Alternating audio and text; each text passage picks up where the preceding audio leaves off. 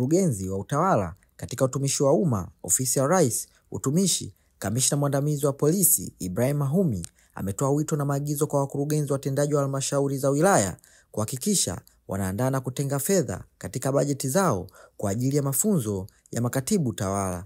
Akizungumza jijini Dodoma wakati wa ufungaji wa mafunzo ya siku 5 ya management na itifaki za vikao na mikutano kwa makatibu yaliyoratibiwa na Chuo cha Utumishi wa Umma Tanzania, Mahumi ameeleza masikitiko yake kwamba kati ya halmashauri 184 ndizo zilizowasilisha makatibu tawala wao kwenye mafunzo hayo. Nitoe shukrani za dhati kwa Chuo cha Utumishi wa Umma kwa namna ambavyo kimekuwa kikiandaa programu za kuweza kuwezesha watumishi wa umma kuweza kupata maarifa, ujuzi na wakati mwingine uelewa wa masuala mbalimbali kwa ajili ya kuwezesha kutekeleza majukumu yao.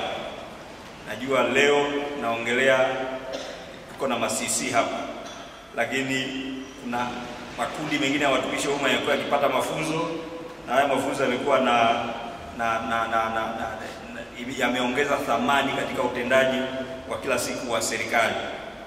Kwa hiyo nichukue fursa hii nipelekee salamu zangu Dr. Maboresho kwa namna tunavyoendelea kuwanoa watumishi wa kada mbalimbali wakiwemo hawa ndugu zetu ambao leo tunao hapa. Najua umepata mafunzo ya usalama ambao unaweza kukuta unapata mara chache sana, lakini kupitia kikao kama hiki umeweza kukumbusha masuala mbalimbali ya namna ya kulinda au kutunza taarifa mnazobahatika kuwa nazo. Eneo hili kama serikali tumekuwa tukipata changamoto kubwa kwenye uvujishwaji wa siri. Nafahamu mmeambiwa implication na madhara ya kutoa hizo taarifa za serikali, na najua mmeambiwa na mmefahamu kwamba wewe taarifa ulizozizoea unaweza ukaziona za kawaida sana, lakini kwa mtu usizomhusu ni taarifa inaweza kuwa ni hatari sana kujulikana kwa mtu ambaye hakutakiwa kuhusika nazo. Kwa hiyo ni vizuri tukaongeze usiri. Sasa hivi tunaenda kwenye kipindi cha uchaguzi, kila taarifa ina maana yake, nafikiri mnanielewa. Ina maana kubwa. Kwa hiyo tusiwe chambo tukaingia kwenye kile ambacho najua GSO wamewaambia kuhusu nini kitafuata baada ya kukiuka haya masuala ya usalama wa taarifa ambazo tumebahatika kuwa nazo. Kwa hiyo niwasisitize zilinde hizo taarifa. Usiri ni sehemu muhimu ya utendaji wa serikali, na ninyi kwa mafunzo haya basi muende mbadilike na muwe chachu wa kuwabadilisha wengine ambao hawakubahatika kuwa hapa. Ndugu washiriki, mwanzoni nilitumia fursa hii kuwapongeza waajiri walioweza kuwaruhusu na kuwawezesha kufika hapa. Lakini kwa idadi hii ya halmashauri 55 na tuna halmashauri ngapi?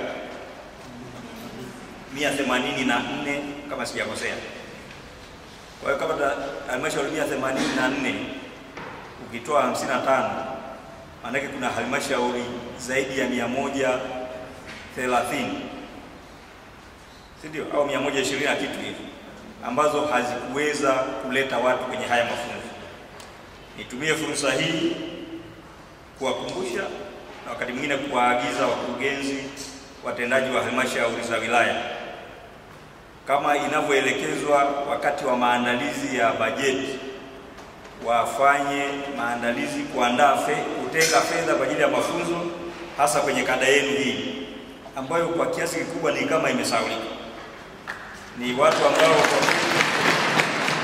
hata sisi watu wa utumishi wa Chuo cha Utumishi wa Umma walifikiria nini kuwaita. Yaani ni kada ambazo kwa kweli zinasahaulika, inaonekana mpo lakini kwa kweli ni kada muhimu sana.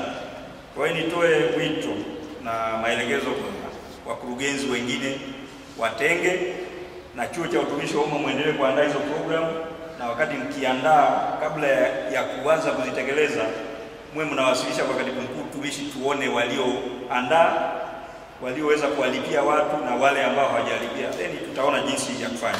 Mheshimiwa Rais, mafunzo haya yamekuwa jukwaa la kipekee na kubadilishana uzoefu, kujifunza mbinu bora na kupata maarifa mapya kwa washiriki hawa, na washiriki wamepata nafasi ya kujengewa uwezo katika maeneo mbalimbali. Washiriki hao, Mheshimiwa Rais, kwa siku 5 wamepata dozi nzuri, dozi mseto. Mheshimiwa Rais, washiriki hao wamepata kufundishwa juu ya usiri na usalama wa taarifa za serikali. Asubuhi ya leo tulikuwa na maafisa kutoka ofisi ya usalama wa serikali DCO, na wamewapitisha vizuri sana kwenye masuala ya kiusalama wa ofisi zao, wa nyaraka na dokumenti zote ambazo wanaziandaa kwa maslahi mapana ya taasisi zao na kwa maslahi mapana ya taifa kwa ujumla. Leo hapa tumekuja kwa ajili ya mafunzo ya akili hisia, emotional intelligence, na kwa tunaangalia mambo kadhaa ambayo ni muhimu kuzingatia katika kuhakikisha tunaboresha kujifahamu na ili tuwe na mahusiano bora katika maeneo ya kazi. Kwa katika mafunzo haya tumepitia mambo makuu matano katika emotional intelligence. Jambo la kwanza ilikuwa ni muhimu kutambua hisia zake na kuweza kuzitafsiri kwa usahihi.